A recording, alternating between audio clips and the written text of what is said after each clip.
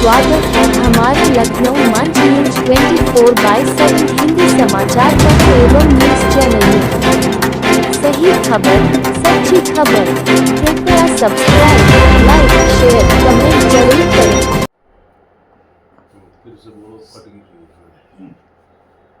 तो ये बताइए कि जो इस समय सेना भारत का है वो पाकिस्तान पर भारी पड़ा हुआ है, वहाँ की जो अस्त व्यस्त स्थिति है फिर भी वो सुधरने का नाम नहीं ले रहा, आप क्या कहना चाहते हैं?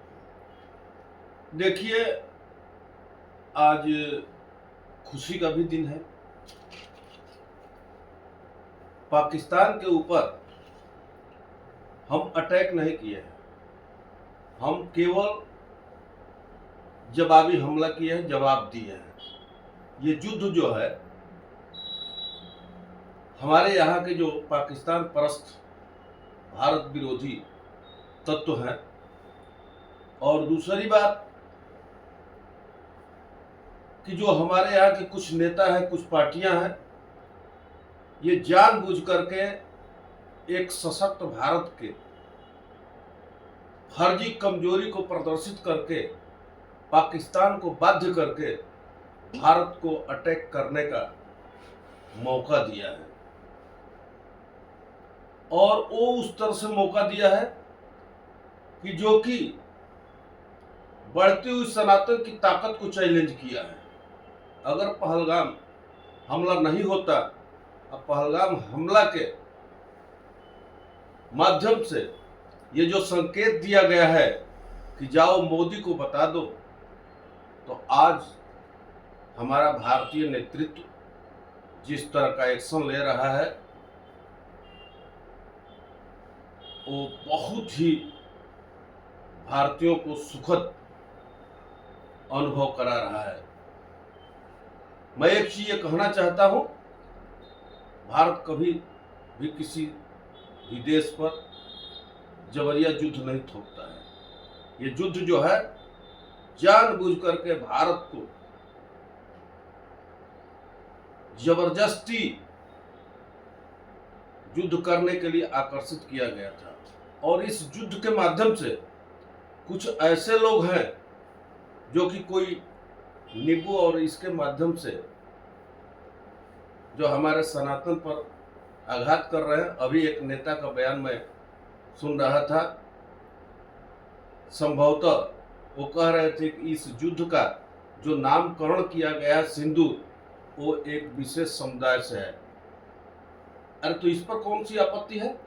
जब भारत यहाँ की संस्कृति सनातन की है, यहाँ के संस्कार सनातन के है, तो जो हमारा सिंदूर जिसका महत्व तुम अभी नहीं समझते हो, क्योंकि तुम उसी से निकले हुए आज सिंदूर को इस तरह का नामकरण पर तुम्हें शंका है, तो तुम्हें यहाँ से निकल जाना चाहिए। करके मारा गया तो वहाँ सिंदूर की बात ही आ रही है, तो इसमें क्या? दूसरी बात, मैं इस नामकरण का समर्थन करता हूँ। दूसरी बात, कुछ लोग कहते हैं कि युद्ध नहीं करना चाहिए, युद्ध से सभी को नुकसान होता है। लेकिन ये युद्ध जो है भारत के लिए, भारत के आने वाली पीढ़ियों के लिए एक बहुत बड़ा व्यवसाय बनेगा और भारत को इससे बहुत बड़ा फायदा होगा। कारण कि जिस तरह से पाकिस्तान चाइना के बल पर कूद रहा था, चाइना के रक्षा उपकरणों के माध्यम से आज इस युद्ध में चाइना का ही उपकरण ज्यादा इस्तेमाल किया गया है, और उसको हमारे स्वदेशी उपकरण रक्षा तंत्रों ने, हमारे सेना के जवानों ने जिस तरह से उसका उपयोग करके पूरे विश्व को साबित कर दिया है कि भारत का उपकरण पूरे विश्व में एक अद्भुत उपकरण है, जो कि इसका मुकाबला करने वाला कोई नहीं है। अगर कल युद्ध हुआ रात में, आज कई देशों की डिमांड आने लगी है कि हम भी भारत के ब्रह्मास्त्र लेंगे, आकाश लेंगे, S-400 एयर, ये क्या कहते हैं, डिफेंस सिस्टम, ये लेंगे जो कि उपकरणों को रोकता है। और ड्रोन की जहाँ तक बातें हैं, जो हमारा ड्रोन है, शायद ही किसी को मालूम होगा ये अडानी के द्वारा निर्मित ड्रोन है जो कि अभी वो बना रहा है। आज पूरा इसका सौदा होगा। जिस तरह से जापान में 1945 में द्वितीय विश्व युद्ध के समय जब युद्ध जो है खत्म हो रहा था, अमेरिका ने झूठे जो है, जबकि जापान का कोई उसमें दोष नहीं था, नागासाकी और हिरोशिमा के ऊपर जो है इन्होंने परमाणु छोड़ करके और उसके बाद जो है हथियारों का अपना सौदागर बन गया। आज उनकी भी मिट्टी पलित है। F-16 जो है हमारा स्वदेशी हथियार, आकाश ने उसको मार के गिरा दिया।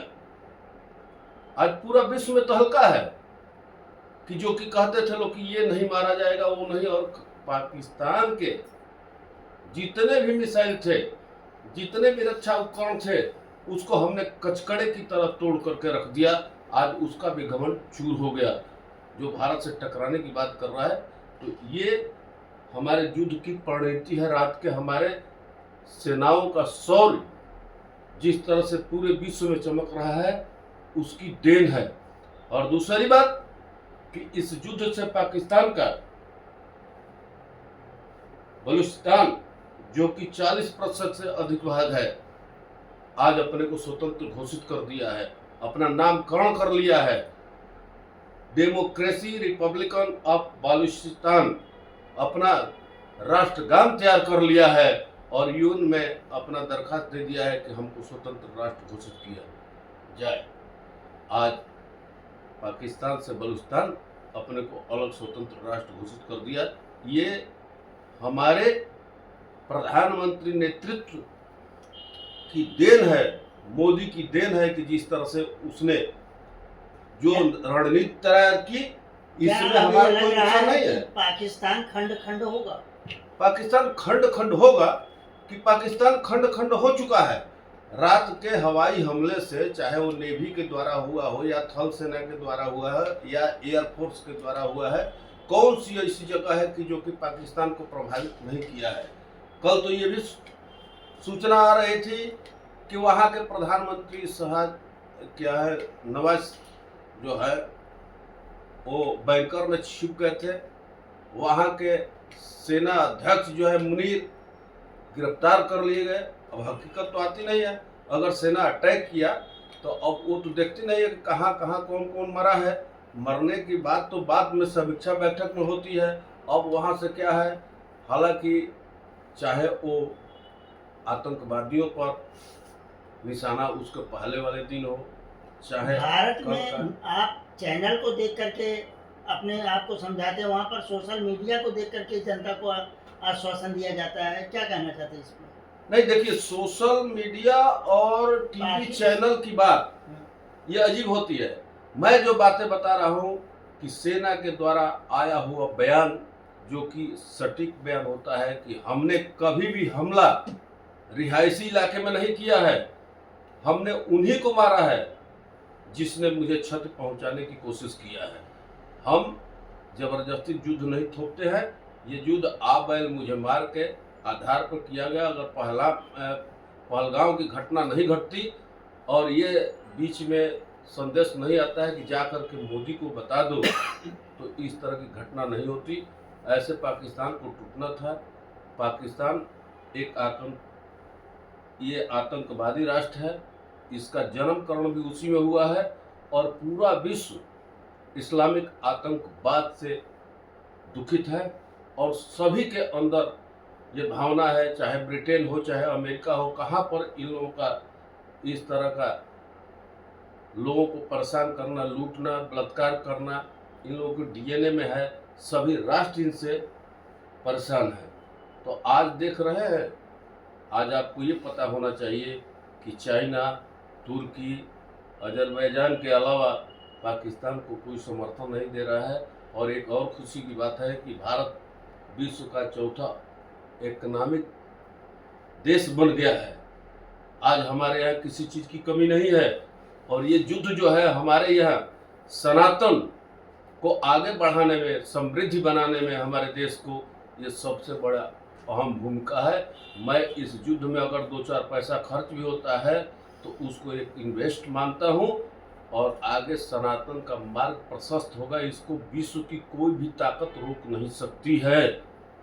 मैं इन्हीं शब्दों के साथ भारत की जनता को अपील करता हूं कि जो सांप और सपेलिए भारत के विषय में अनर्गल प्रलाप करते हैं और भारत को तोड़ने का प्रयास करते हैं, उनके इर्द गिर्द अगर हो तो इसकी सूचनाएं और उनको सत्यानाश करने का काम आप लोग भी करिए।